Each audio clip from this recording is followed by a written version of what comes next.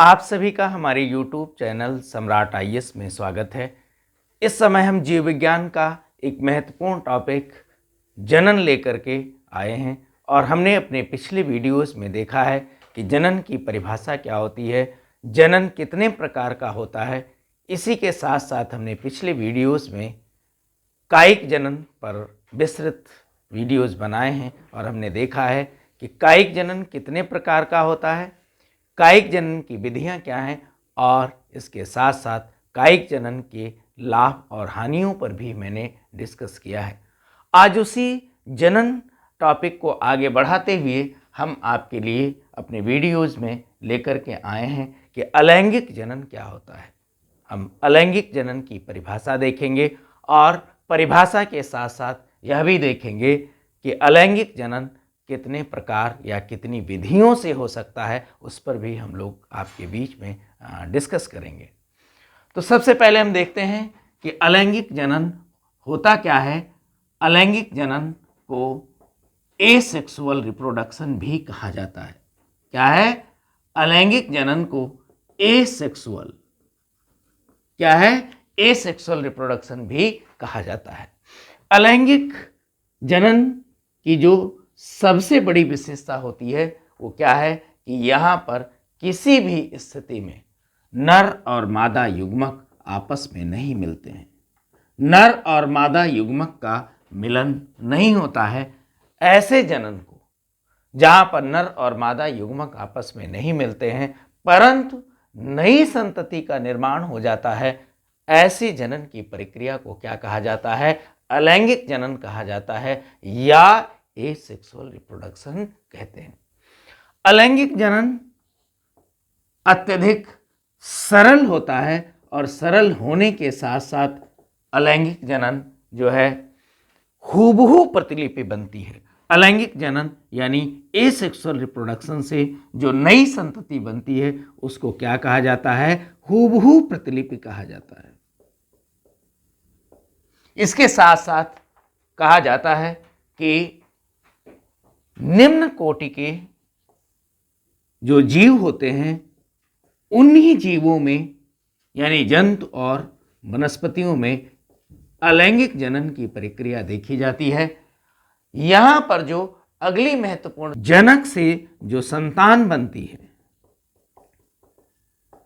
जनक से जो संतान बनती है यह आनुवांशिक स्तर पर बिल्कुल समान होती है।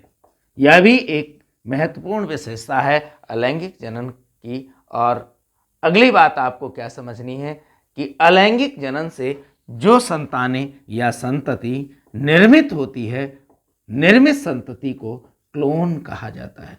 क्या कहा जाता है? क्लोन। तो इस प्रकार हमने क्या देखा कि अलैंगिक जनन को एसेक्सुअल रिप्रोडक्शन भी कहते हैं। यहाँ पर नर और मादा युग्मक किसी भी स्थिति में नहीं निर्मित होते हैं। जनन की प्रक्रिया अत्यंत सरल है और यहाँ पर जो संतति उत्पन्न होती है वह हूबहू प्रतिलिपि होती है। यह सरल और छोटे जीव, छोटे जंतु और वनस्पतियों में सामान्य प्रक्रिया है जहाँ पर अलैंगिक जनन होता है। इसके अलावा जो जनक होते हैं, इनकी जो संतानें होती हैं, अपनी आनुवांशिक स्तर पर ये संतानें अपने जनक से बिल्कुल समान होती हैं। और जो अगली बात है कि जो भी संतति निर्मित होती है उस संतति को क्या कहा जाता है? क्लोन कहा जाता है। इस प्रकार के जनन में किसी विशिष्ट ऊतक या किसी विशिष्ट अंग की आवश्यकता नहीं पड़ती है। यह भी एसेक्सुअल रिप्रोडक्शन के अंतर्गत देखा जाता है। आइए अब हम आते हैं अलैंगिक जनन की विधियां। और अलैंगिक जनन की विधियों में हमने आपको चार्ट में दिखाया था कि सबसे पहली विधि क्या है? द्विविभाजन या बहुविभाजन। पहला प्रकार क्या है? द्विविभाजन।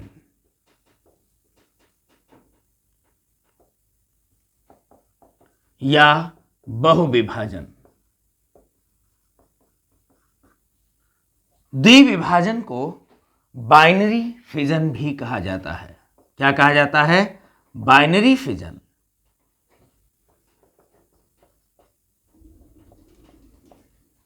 और बहुविभाजन को मल्टीपल फिजन भी कहते हैं।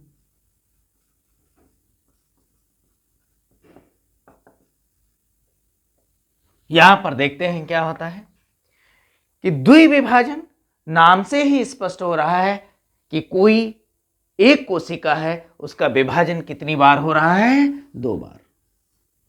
और जो सबसे महत्वपूर्ण बात वो क्या है कि जब भी किसी कोशिका का विभाजन 2 बार होगा तो निश्चित ही विभाजन केंद्रक से होना चाहिए, अन्यथा की स्थिति में यह एसेक्सुअल रिप्रोडक्शन या अलैंगिक जनन की प्रक्रिया संपन्न नहीं हो पाएगी। तो यहाँ पर क्या होता है कि जीव की कोई सूक्ष्म जीव है या सरल जीव है, उसकी एक कोशिका क्या होती है? केंद्रक सहित 2 भागों में विभाजित हो जाती है और प्रत्येक बटा हुआ भाग एक नए जीव के रूप में विकसित हो जाता है। ऐसे विभाजन को क्या कहा जाता है? द्विविभाजन। अगला जो विभाजन है जिसे हम लोग क्या कहते हैं? बहुविभाजन।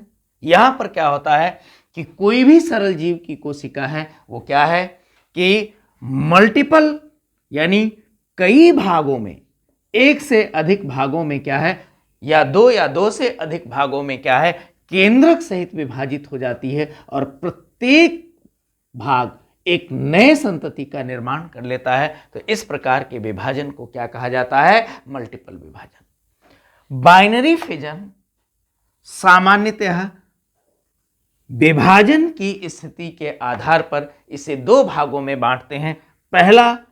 पहला जो बाइनरी फिजन होता है इसे कहते हैं लंबवत या लॉन्गिट्यूडिनल द्विविभाजन, लंबवत द्विविभाजन। और दूसरा जो है उस विभाजन को क्या कहा जाता है? अनुप्रस्थ द्विविभाजन। और जो अनुप्रस्थ द्विविभाजन होता है इसे क्या कह देते हैं? Transverse binary fission. जो लंबवत विभाजन होता है यहां पर कोशिका क्या है? ऊर्ध्वाधर दिशा में केंद्रक सहित 2 भागों में विभाजित हो जाती है। और जो अनुप्रस्थ विभाजन है यहां पर कोई भी कोशिका जो विभाजित होती है केंद्रक सहित वो क्या है कि अनुप्रस्थ स्थिति में विभाजित होती है। जो लंबवत विभाजन है इसका सबसे अच्छा उदाहरण युगलिना में देखा गया है। कहां पर? युगलिना में। ये कुछ ऐसा जंतु होता है युगलिना, ये बाहर की ओर फ्लैजिला होता है, इसके अंदर ये क्या है? केंद्रक है। और ये क्या है? साइटोप्लाज्म है। होता क्या है कि ये साइटोप्लाज्म लंबवत दिशा में केंद्रक सहित विभाजित हो जाता है 2 भागों में और प्रत्येक भाग क्या है? आगे चल करके एक नए और स्वतंत्र युगलिना का निर्माण कर लेता है। अनुप्रस्थ विभाजन ईस्ट की कोशिकाओं में देखा गया है। किसकी कोशिकाओं में? ईस्ट की कोशिका। ये केंद्रक सहित एक ईस्ट कोशिका होती है। यहां पर बहुत आसानी से अनुप्रस्थ दिशा में क्या होता है? विभाजन होता है। और विभाजन होने के बाद ईस्ट की कोशिका 2 नई कोशिकाओं में निर्मित हो जाती है। इस प्रकार हमने क्या देखा कि जो लंबवत विभाजन है ये युगलिना में पाया जाता है और जो अनुप्रस्थ विभाजन है ये कहाँ पर पाया जाता है? ईस्ट में पाया जाता है। और जो मल्टीपल फिजन की बात करते हैं इसका जो सबसे अच्छा उदाहरण है वो क्या है? अमीबा। अमीबा की जो कोशिका होती है वह केंद्रक सहित अनेक भागों में विभाजित हो जाती है और प्रत्येक टूटा हुआ भाग नए अमीबा का निर्माण कर लेता है। तो इस प्रकार हमने क्या देखा कि द्विविभाजन और बहुविभाजन किस प्रकार अलैंगिक जनन की प्रक्रिया को संपन्न कराते हैं। और इसके बाद हम अगले प्रकार पर आते हैं जिसका नाम है बीजाणु जनन। दूसरी विधि क्या मैंने बताई? बीजाणु जनन। इसे स्पोरुलेशन भी कहा जाता है। क्या कहा जाता है? स्पोरुलेशन। स्पोर से बना हुआ है बीजाणु यानी स्पोर और जनन स्पोरुलेशन। यहां पर क्या होता है कि सामान्यतया या कवक और शैवाल क्या है? कवक और शैवालों के अंतर्गत शैवालों में बीजाणु का क्या होता है? निर्माण होता है। बीजाणु होते क्या हैं? कवक या शैवाल की जो कोशिका होती है यह सक्रिय हो जाती है और अपने कोशिका के अंदर, जिसमें केंद्रक का होना आवश्यक है, किसका होना आवश्यक है? केंद्रक का होना आवश्यक है, और सक्रिय होकर के ये क्या होती है? गोल आकार में परिवर्तित होकर के क्या है? बीजाणु का निर्माण कर लेती है। इस बीजाणु में ये जो बाहर की कोशिका होती है ये कभी कभी पतली भी होती है, और कुछ प्रकार के बीजाणु हैं जिनके अंदर ये बाहर की जो कोशिका भित्ति होती है ये मोटी भी होती है। हमने क्या बताया कि ये कवक और शैवालों में सामान्यतः देखा जाता है।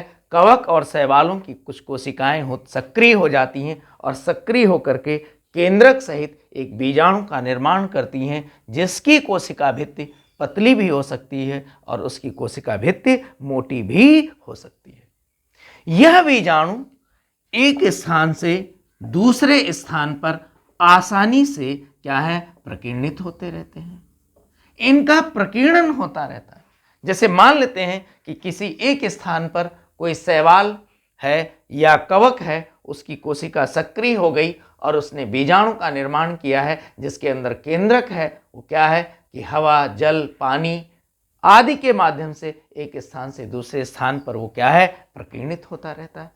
और जहां भी जाता है, जैसे ही उसे अनुकूल परिस्थितियां मिलती हैं, क्या है? अनुकूल परिस्थितियां मिलती हैं, इसकी कोशिका भित्ति, बाहर की जो कोशिका भित्ति है ये क्या है? कमजोर होती है और टूट जाती है, और इसके अंदर से एक अंकुरण प्रारंभ होता है, और यही अंकुरण आगे चल करके सेम कॉपी तैयार कर लेता है उस शैवाल या कवक की।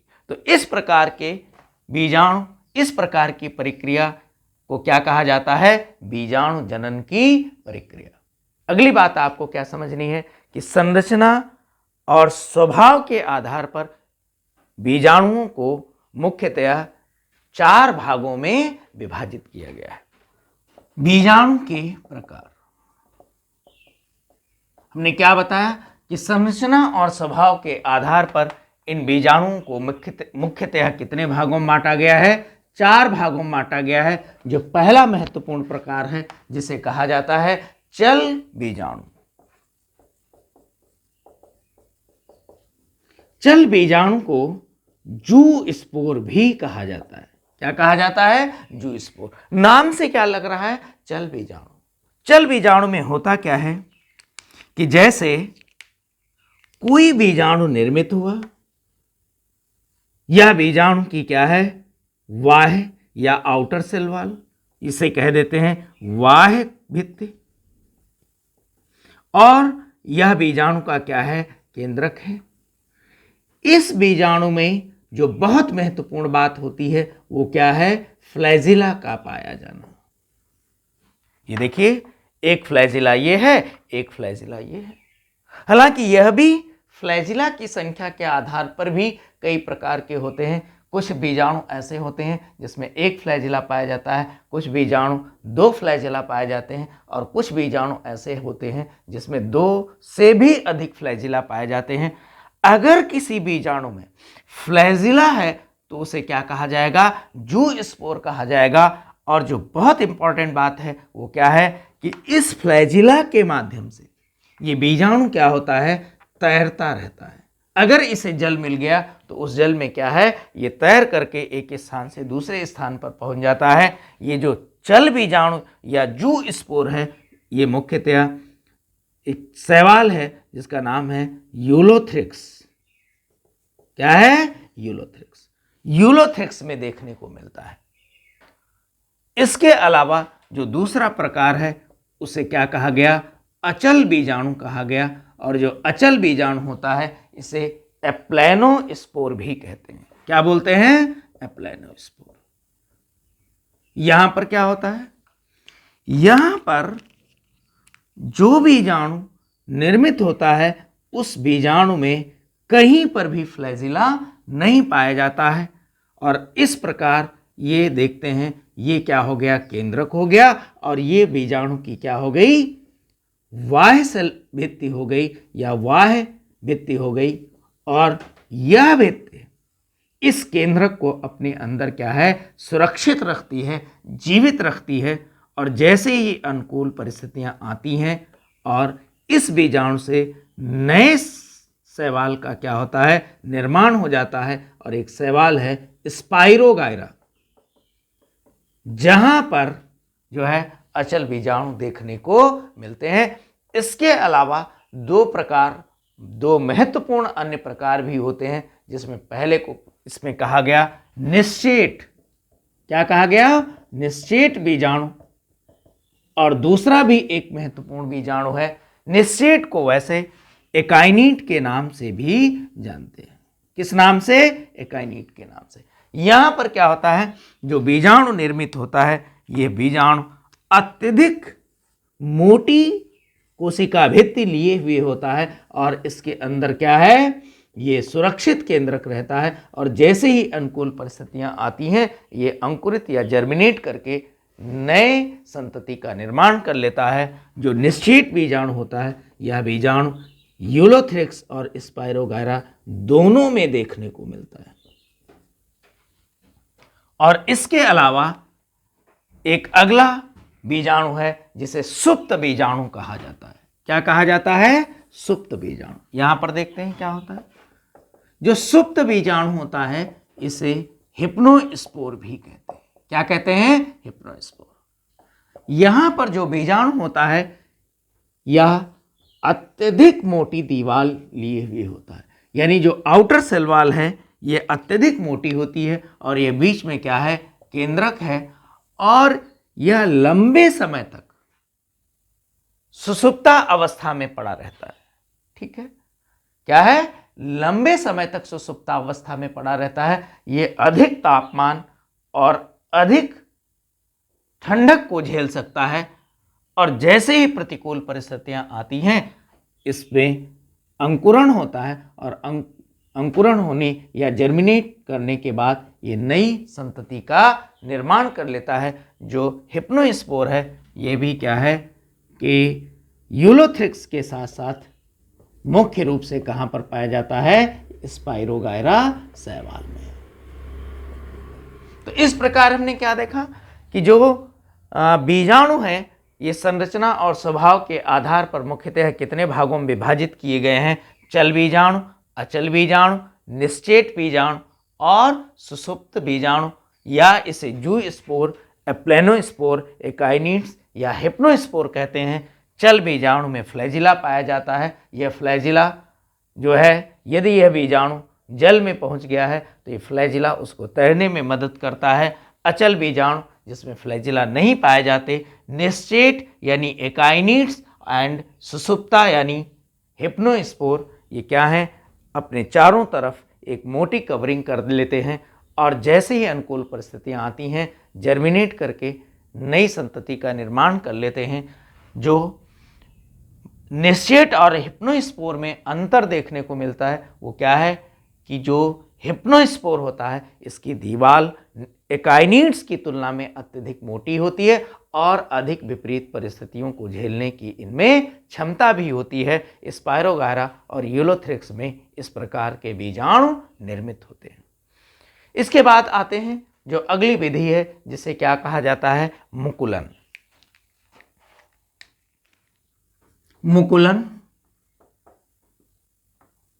मुकुलन को बडिंग भी कहा जाता है।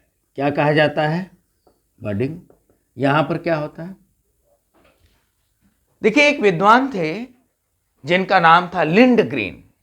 नाम क्या है, लिंडग्रेन ने 1949 ईस्वी में क्या है कि ईस्ट की कोशिकाओं का विधिवत अध्ययन किया। किसकी कोशिकाओं का, ईस्ट की कोशिकाओं का इन्होंने विधिवत अध्ययन किया। और ईस्ट की कोशिकाओं में इन्होंने क्या है, एसेक्सुअल रिप्रोडक्शन को देखने की कोशिश की। और क्या बताया कि जो ईस्ट की कोशिका होती है, इसमें क्या है कि कुछ आउटर ग्रोथ होती है। समय के साथ क्या है, आउटर ग्रोथ होती हैं, और आउटर ग्रोथ होने के बाद क्या है कि जो आउटर ग्रोथ होती है, या ये जो इसमें केंद्रक पाया जाता है, इस केंद्रक में एक विशेष प्रकार का विभाजन होता है जिसे क्या कहते हैं, समसूत्री विभाजन। यानी कोई ईस्ट की कोशिका है और उस ईस्ट की कोशिका में केंद्रक सहित एक समसूत्री विभाजन होता है, और समसूत्री विभाजन के बाद जो है ये जो आउटर ग्रोथ होती हैं, इनमें भी केंद्रक विकसित हो जाता है, और समय के साथ ये जो आउटर ग्रोथ हुई थी जिसे क्या कहा गया था, बड्स कहा गया था, और ये पेरेंटल ईस्ट से अलग होकर के नए ईस्ट का क्या कर लेती हैं, निर्माण कर लेती हैं। हालांकि कुछ विद्वान यह भी मानते हैं कि जो ईस्ट की कोशिकाएं होती हैं, इनमें समसूत्री विभाजन के अलावा अर्धसूत्री विभाजन भी हो सकता है। जब हम आपको कोशिका टॉपिक पढ़ाएंगे तो वहाँ पर हम आपको बताएंगे कि कोशिका विभाजन क्या होता है, समसूत्री विभाजन क्या होता है, ये कहाँ पर पाया जाता है, अर्धसूत्री विभाजन क्या होता है, इसका क्या महत्व है, ये कहाँ पर पाया जाता है। वहाँ पर हम लोग कोशिका विभाजन पर विस्तृत अध्ययन करेंगे। परंतु यहाँ पर क्या है कि हमने बताया कि लिंडग्रीन है, ये एसेक्सुअल रिप्रोडक्शन का ईस्ट की कोशिकाओं में अध्ययन करते हैं और कहते हैं कि इस कोशिका में कोई पेरेंटल कोशिका है, वो सक्रिय होती है, और समसूत्री विभाजन के साथ साथ उस पर क्या है कि अनेक बड्स निकली रहती हैं, और समय के साथ ये बड्स पेरेंटल कोशिका से टूटकर नई कोशिका का, नए ईस्ट का क्या कर लेती हैं, निर्माण कर लेती हैं। कभी कभी ऐसा भी देखा गया है कि कोई ईस्ट की एक सेल पेरेंटल सेल है, एक ही दिशा में लगातार आउटर ग्रोथ होती रहती है, और यह एक चेन या श्रृंखला जैसी संरचना का निर्माण कर लेती है। ऐसी चेन या श्रृंखला को आभासी कवक जाल कहा जाता है।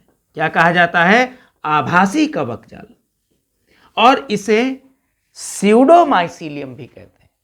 और इसके बाद एक एक करके ये स्यूडोमाइसीलियम की कोशिका क्या है, अलग होती रहती है और नए ईस्ट का निर्माण कर लेती है। इसके बाद हम आते हैं, अगला प्रकार है जिसे क्या कहा गया है, कलिका निर्माण। कलिका निर्माण, इसे बड फॉर्मेशन भी कहा जाता है। इसके अलावा जो अगली बात महत्वपूर्ण है वो क्या है कि इस बड को कभी कभी जेम्यूल भी कहा जाता है। क्या कहा जाता है, जेम्यूल। इसमें क्या होता है, कुछ पौधे ऐसे होते हैं जिनमें पत्तियों का अग्रिम भाग सक्रिय होता है, या पौधे की जो मुख्य शाखा है या शीर्षस्थ शाखा है, यह भी क्या होती है, सक्रिय हो जाती है। और सक्रिय होकर के इसे क्या, ये किसका निर्माण करती है, बड का निर्माण करती है या कलिका का निर्माण करती है। ठीक है, कि हमने क्या बताया, कुछ पौधे ऐसे होते हैं, कभी कभी इनकी पत्तियों के अग्रिम भाग सक्रिय होते हैं, यहाँ की कोशिकाएं सक्रिय होती हैं और लगातार समसूत्री विभाजन करती हैं, और विभाजन करके वो क्या है, एक बड या कली का निर्माण कर लेती हैं। और यही बड और कली जब और अधिक विकसित हो जाती है तो इसे क्या कहा जाता है, जेम्यूल। जब इस जेम्यूल की संरचना का अध्ययन किया जाता है तो इस जेम्यूल की संरचना में देखा गया है लगभग 10 से 12 कोशिकाएं पाई जाती हैं। क्या पाई जाती हैं, केंद्रक सहित 10 से 12 कोशिकाएं पाई जाती हैं। और प्रत्येक कोशिका क्या है, सक्रिय कोशिका के रूप में काम करती है, और समय के साथ जैसे ही अनुकूल परिस्थिति आती है ये क्या है, अलग हो जाती हैं, और अलग होकर के प्रत्येक एक नई संतति का क्या कर लेती हैं, निर्माण कर लेती हैं। और जब इस जेम्यूल का और अध्ययन किया गया तो इसमें देखा गया कि इसमें सेप्टा पाए जाते हैं। क्या पाए गए? सेप्टा। और यह सेप्टा ऊर्ध्वाधर दिशा में भी होते हैं, यानी लॉन्गिट्यूडिनल भी होते हैं, और अनुप्रस्थ दिशा में भी होते हैं। अनुप्रस्थ यानी ट्रांसवर्स। ऊर्ध्वाधर का मतलब ये कंडीशन है, और ट्रांसवर्स का मतलब क्या हुआ? इस प्रकार क्षैतिज। ठीक है, तो इस प्रकार हमने क्या देखा कि कलिकाएं भी या जेम्यूल भी एसेक्सुअल रिप्रोडक्शन में बहुत महत्वपूर्ण भूमिका निभाते हैं। और इसका जो सबसे अच्छा उदाहरण देखने को मिलता है वो क्या है? फ्यूनेरिया। इसके बाद हम अगले प्रकार पर आते हैं, वो क्या है? खंडी भवन या पुनरुद्ध भवन। खंडी भवन या पुनरुद्ध भवन, इसे फ्रेगमेंटेशन या रीजनरेशन भी कहा जाता है। यहां पर क्या होता है कि कोई भी पौधा है, सामान्यतः वो पौधा बहुकोशिकीय ही होता है। उदाहरण के लिए कवक और स्पाइरोगायरा में यह प्रक्रिया देखी जाती है।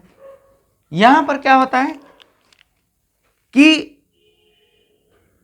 कोई भी कोशिका केंद्रक सहित सक्रिय हो जाती है, और सक्रिय होने के बाद वो अनेक भागों में टूट जाती है। अनेक भागों में टूटने के पश्चात प्रत्येक भाग एक नई संतति का निर्माण कर लेता है। इसीलिए इस प्रक्रिया को क्या कहा गया? फ्रेगमेंटेशन। फ्रेगमेंटेशन यानी टुकड़ों में वो टूट टूट कर क्या हो रही है? अलग हो रही है। और रीजनरेशन इसलिए कहा गया क्योंकि प्रत्येक कोशिका क्या होती है कि रीजनरेट करके नई संतति का निर्माण कर लेती है। और हमने इसका उदाहरण बताया। इसका सबसे अच्छा उदाहरण कहाँ देखने को मिलता है? कवक और स्पाइरोगायरा में रीजनरेशन की प्रक्रिया होती है। हालांकि कुछ जीव भी हैं, जंतु भी हैं, जिनमें रीजनरेशन की प्रक्रिया देखी जाती है। जैसे जो लिजर्ड्स होती हैं, रेप्टाइल्स के अंतर्गत जो लिजर्ड्स आती हैं, जब इनकी पूंछ टूट जाती है तो वहाँ पर भी क्या है कि कोशिकाएं सक्रिय हो जाती हैं और नए रीजनरेट करके नई पूंछ का निर्माण कर लेती हैं। लेकिन वहाँ पर ध्यान देना है, ये जनन की प्रक्रिया नहीं होती है। तो हमने क्या बताया कि जो रीजनरेशन है ये मुख्यतः कवक और स्पाइरोगायरा में देखने को मिलता है। यहाँ पर क्या है कि कोशिकाएं क्या होती हैं? केंद्रक सहित सक्रिय होती हैं और डिफरेंट पार्ट में टूट करके नए कवक और स्पाइरोगायरा का निर्माण कर लेती हैं। धन्यवाद, इस उम्मीद के साथ कि हमारा वीडियो आपको पसंद आएगा। फिर मिलते हैं अपने अगले वीडियो में।